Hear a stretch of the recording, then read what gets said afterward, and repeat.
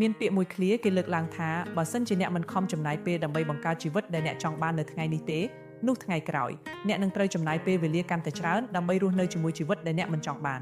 ផ្លូវទៅកាន់ភាពជោគជ័យគ្មានអ្នកណាចាំដាស់អ្នកឲ្យក្រោកពីគេងទេហើយក៏គ្មានអ្នកណារងចាំធ្វើជាជំនួយដល់អ្នកដែរអ្នកត្រូវរៀនគ្រប់គ្រងខ្លួនឯងដាក់វិន័យលើខ្លួនឯងនិងរំដោះខ្លួនចេញពីស្ថានភាពដែលអ្នកកំពុងជាប់គាំងដោយខ្លួនឯងក្តីស្រមៃរបស់មនុស្សម្នាក់តែងតែត្រូវបំផ្លាញដោយការរងចាំនិងការពន្យាពេលការស្ទាក់ស្ទើរគឺជាសត្រូវធំបំផុតនៅក្នុងជីវិតមិនថាអ្នកកំពុងស្ថិតនៅក្នុងស្ថានភាពជីវិតបែបណានោះទេជំនួសឲ្យការចំណាយពេលទៅបន្ទោសព្រេងវាសនាព្រំលិខិតអ្នកគួរយកពេលវេលានោះមកអភិវឌ្ឍខ្លួនឯងឲ្យកាន់តែប្រសើរជាងមុនវិញល្អជាងរឿងណាដែលអ្នកមិនអាចគ្រប់គ្រងបានចូលខំប្រឹងធ្វើវាឲ្យអស់ពីសមត្ថភាពទៅបានហើយ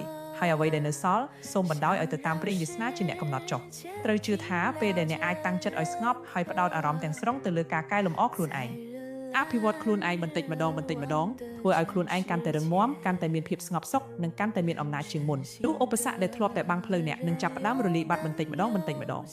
សូមចងចាំថានៅពេលអ្នកកំពុងផ្ដោតទាំងស្រុងលើការហ្វឹកហាត់និងពង្រឹងខ្លួនឯងពិភពលោកទាំងមូល